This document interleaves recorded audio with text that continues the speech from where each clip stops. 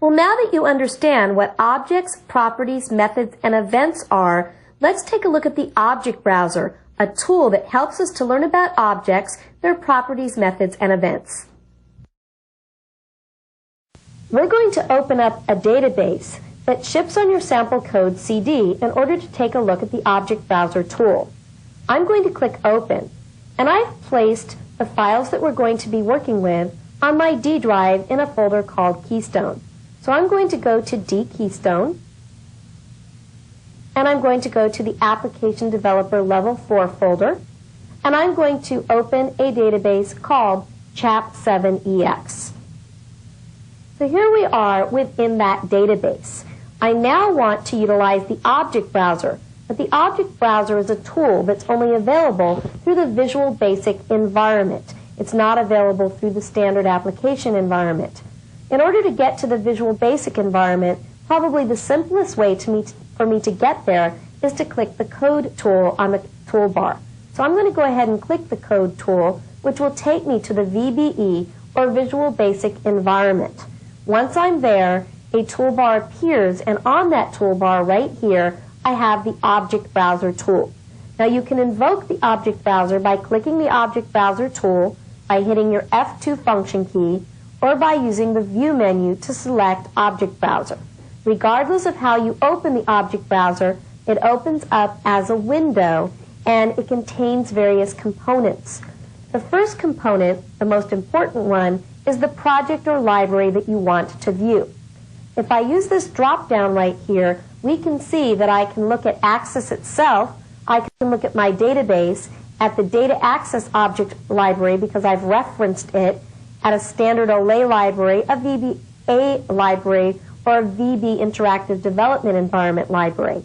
If I were to select the Access library, what I see here is a list of all of the objects within Microsoft Access. So these are the Access objects.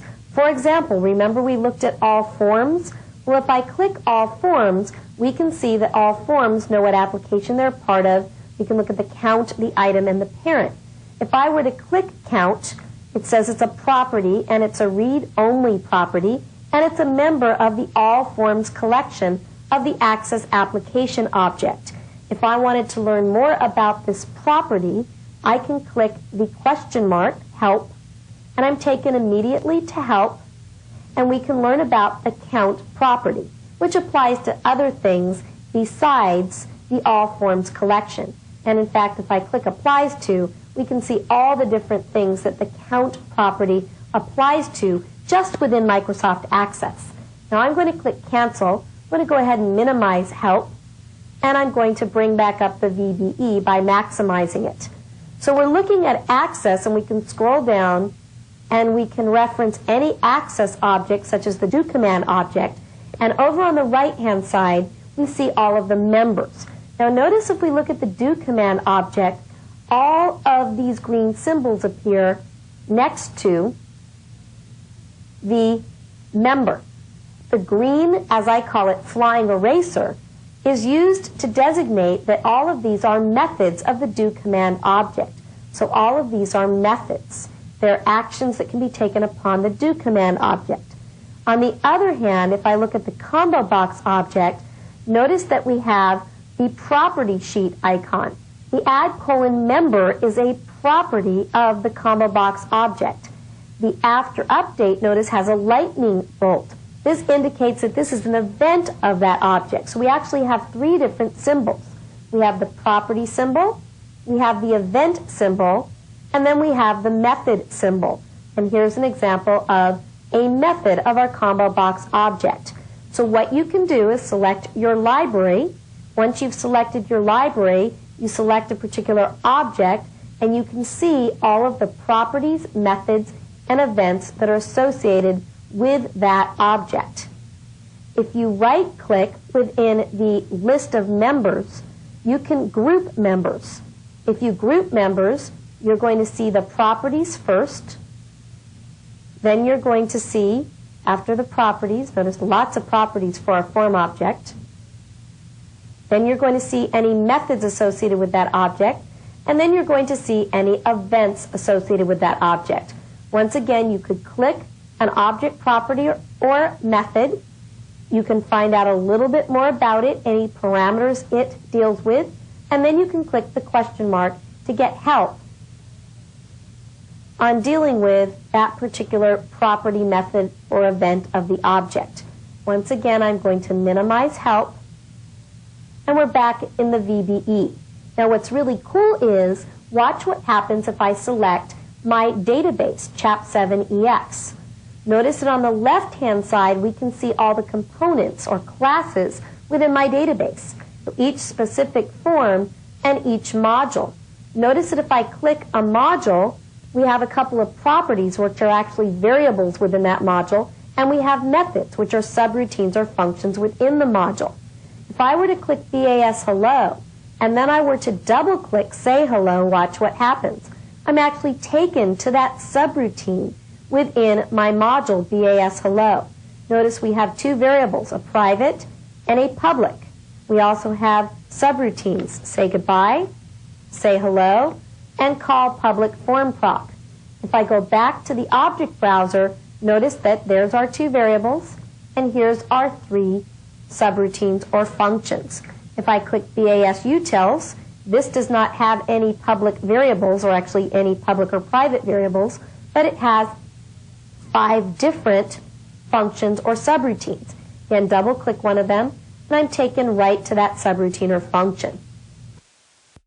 So you can see that the object browser is a very useful tool that helps you to learn about the various objects that are available to you, their properties, methods, and events. Let's take a look at the different ways that you can refer to forms and reports in your programming code. First of all, how can you refer to forms? Well, one way you can refer to a form is via the forms collection, a bang or exclamation point, and then the name of the form that you want to deal with. So in this first example, we're looking at the forms collection, and we're referring to a form within the forms collection. Remember, that's the collection of open forms.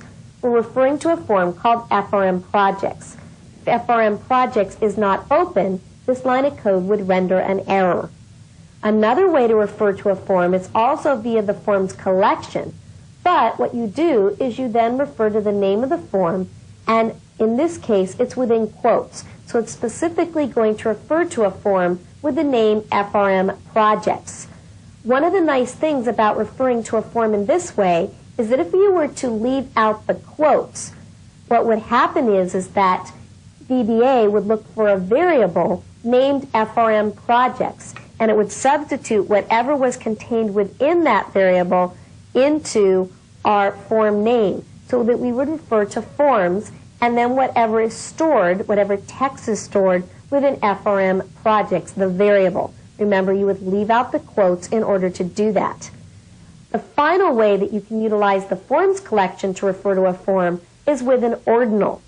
All the forms that are open are given an ordinal based at 0. So the first form that's opened is numbered 0, the next one is numbered 1, 2, and so forth. Now sometimes you are going to want to refer to a form using its ordinal, but generally this is not a good way to refer to a form. As you open and close forms, the ordinal associated with a particular form changes, so you really can't rely on this particular number. The final way to refer to a form is using the keyword me. The keyword me can only be used within a form, so within the code behind that form or module behind that form. And me is used to refer to the current form where that code is executing. Just as there's different ways to refer to forms in code, there's also different ways to refer to reports in code. The first way is using the reports collection, which remember is a collection of all the running reports, and then the name of the particular report that you want to refer to. In this case, RPT timesheet. The second way is using the reports collection again, and within parentheses, referring to the name of the report. Because there's quotes around the name of the report, VBA is actually going to look for a report named RPT timesheet. But if there were no quotes, it would look for a report with the name that's stored in the variable RPT timesheet. We can also refer to a report with its ordinal, and remember once again the same issue that that ordinal is going to change. And finally, just as referring to a form as me within its own code, you can refer to a report as me within that report's code. So the way we refer to reports is very, very similar to the way that we refer to forms.